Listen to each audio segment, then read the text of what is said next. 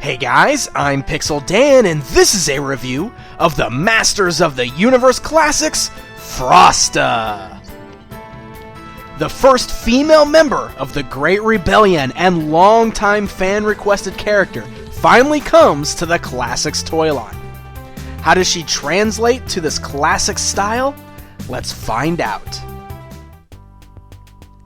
Frosta comes in the standard Masters of the Universe Classics blister card packaging, complete with the Princess of Power logo sticker on the blister bubble.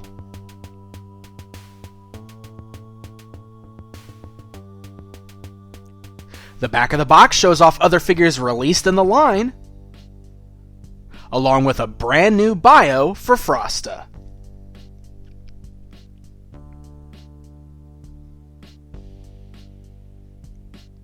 Now we have a lot to look at with Frosta here.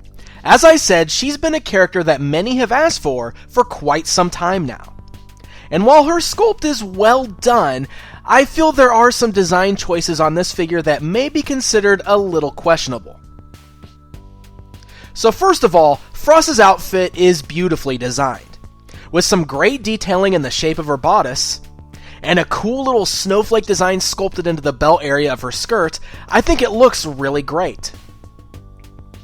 The outfit is a mixture of dark and light blues and white. However, like we've seen on some figures in the past, the white on this one is awfully dull and has a bit of a gray look to it. With Frosta being an ice princess, I would have preferred that the white parts of her outfit were a little more brilliant.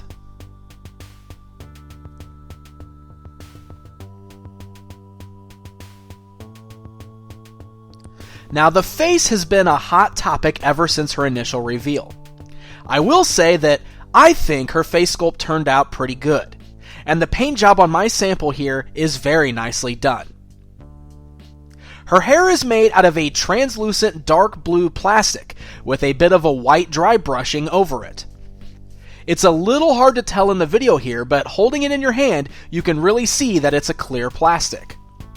Now, normally, I'm a big fan of translucent plastics. However, I do feel that on Frosta, it makes her hair look a little too dark. She was always portrayed with very light blue hair in the Filmation cartoon series, so I think in this case, I would have preferred solid colored painted hair in that lighter shade.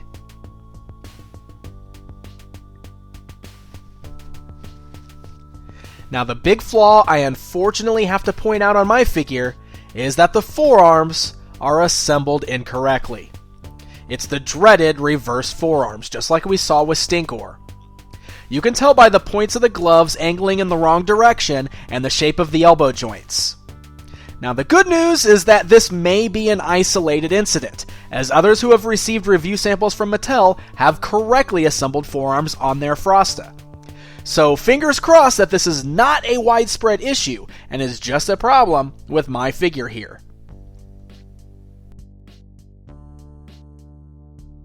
Alright guys, so let's go ahead and take a closer look at Frosta here. Now I know one of the concerns with the way that the hair is molded is if she'd still be able to turn her head. So we'll go ahead and start off by taking a look at the articulation here to see how all that works. So the head is able to still turn all the way around. I mean, there's still a full 360 degrees movement with the head. The hair doesn't get in the way at all. It's sculpted in such a way that it kind of billows out a little bit, so it still fits over her shoulders just fine. You still have nice up and down movement, no bobblehead thing going on, so everything works well with her head and the articulation at her neck there. Of course, her arms still have the standard ball joints there, so you can go up and down, forwards, backwards, swivels at the biceps. We do have the elbow joints. They do still seem to be moving fine, even though the forearms are reversed on my figure.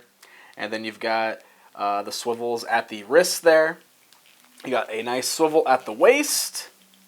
The skirt piece is nice and soft, so we can fold that up. It doesn't get in the way of her leg articulation. And there you can see the type of leg articulation she has underneath the skirt. One thing to point out on there, the joints underneath the skirt are painted white like her boots instead of dark blue like her legs. So it does look a little strange. The skirt covers that for the most part, but from some angles you can see the white peering through from underneath, and it is a little odd. I think in the prototype those were blue like her pants, and they probably should be blue like her pants.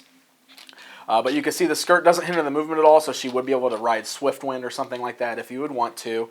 Then she's got the standard knee joints, and she's got the standard ankle joints. And the ankles do seem to be tight enough on this figure that she stands up fine. I'm not having any problems with her toppling over or anything like that.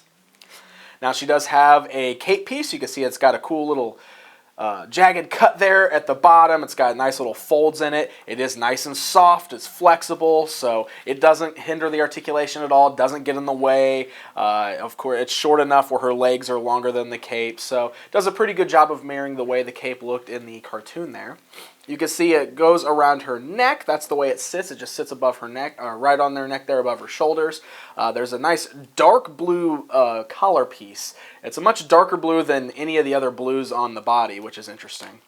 You can pop off the head, and maybe you can kind of see some of the translucentness of the hair by when I pull it off there. It's not completely see-through, like I can't see through it at all, but it's got like this white frost on it, and that's why it looks the way it does. It's not completely clear.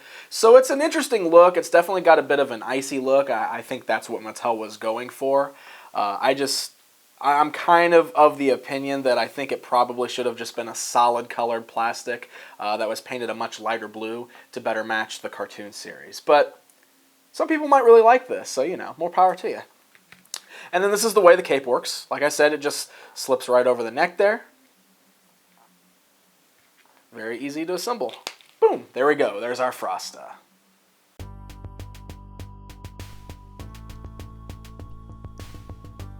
Frosta includes 2 accessories. First up is her classic wand. It's very similar to the one that the vintage action figure included. The staff is of the same white that is used on her outfit.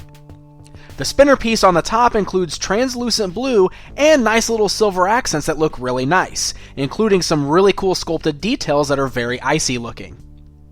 And yes, it does have the ability to spin, but it does not whistle like the vintage version.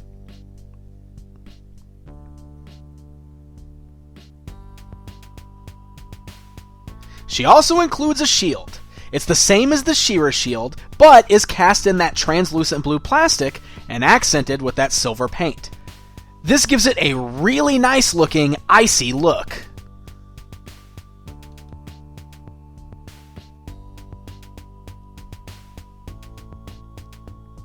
Alright guys, it's comparison time.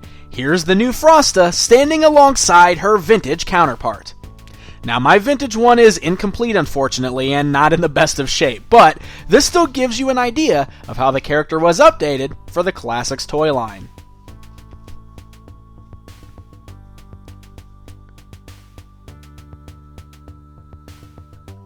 So there you go, guys. There's a look at Frosta. Overall, I will say that I think she's a pretty great looking figure.